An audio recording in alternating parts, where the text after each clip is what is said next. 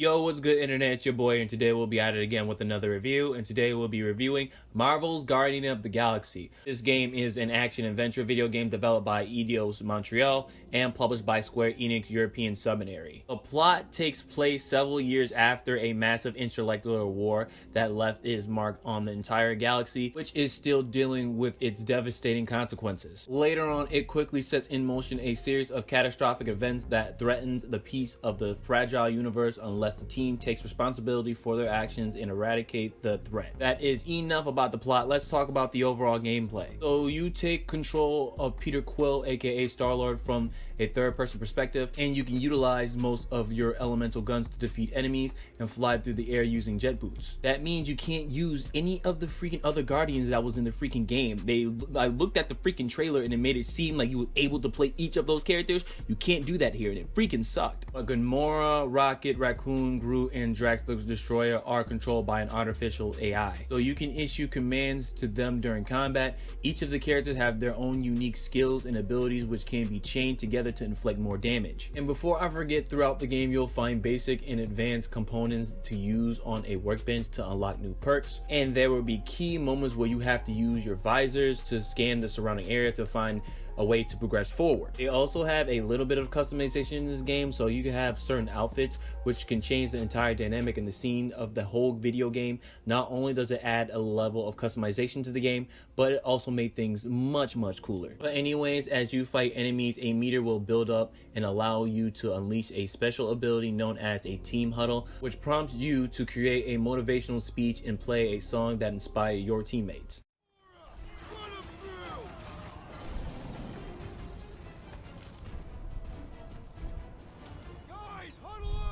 We have to beat their ass.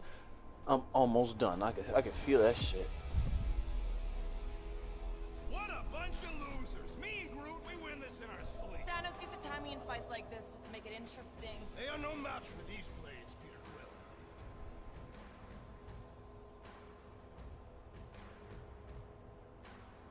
All right, listen. This isn't our first rodeo, guys.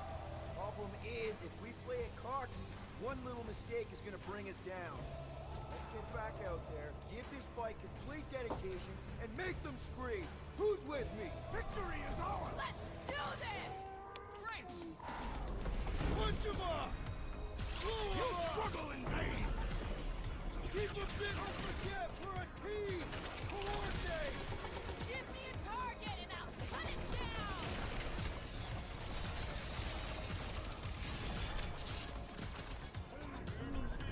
Don't worry about me, bud. I'm enjoying this.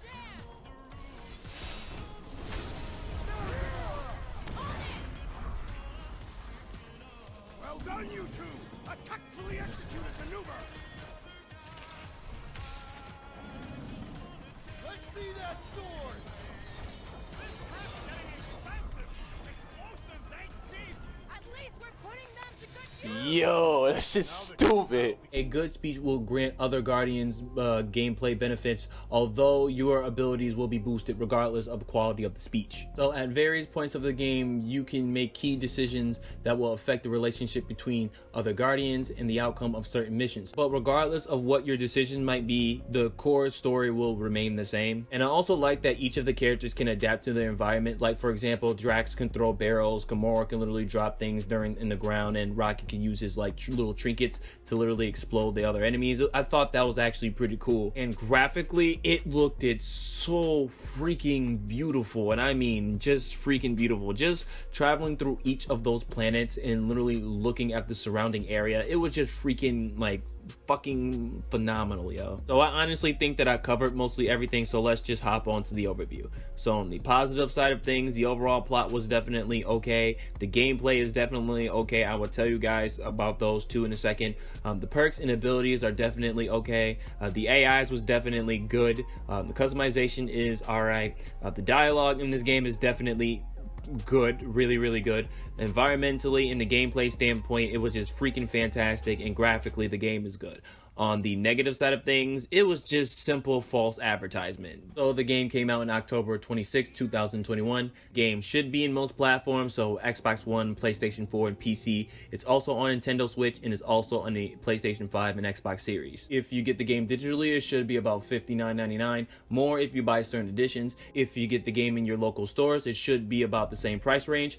Honestly, it can be cheaper. It all depends on where you look. So is this game worth your money? In a personal opinion, I don't really think that is any worth your money right now, because even though that I'm not a big Guardian of the Galaxy fan, the fact that I couldn't be able to play any of the other characters in the freaking game, it just freaking bumped me out the whole time. And then the plot points was just all over the freaking place. So in the beginning, it was really fast, and then in the middle, it had an okay pace, and then at the very end, it was really slow and dragged out. And using the visors with the puzzles and stuff to try to move forward, it literally didn't help either. It made it really slow, and it dragged it even more, which made the whole experience really bad. So that means each and every time that I played this game, I immediately wanted to delete the game and be completely done with it. But honestly, that was not really gonna cloud my judgment. Technically, the game is really fine. So with that being said, I highly advise you guys to wait until the price drops. You do not need to rush and get this game. So with that, I'm signing off. So if you like this review, please don't forget to like, comment, and subscribe to the channel if you haven't subscribed to the channel yet. I do reviews, videos, PvP matches, streams, and more. And if you haven't yet, please don't forget to follow me on my Facebook page and my Twitch account, because I stream on those platforms as well. Everything should be in the description box below, and I will catch you guys on the next review.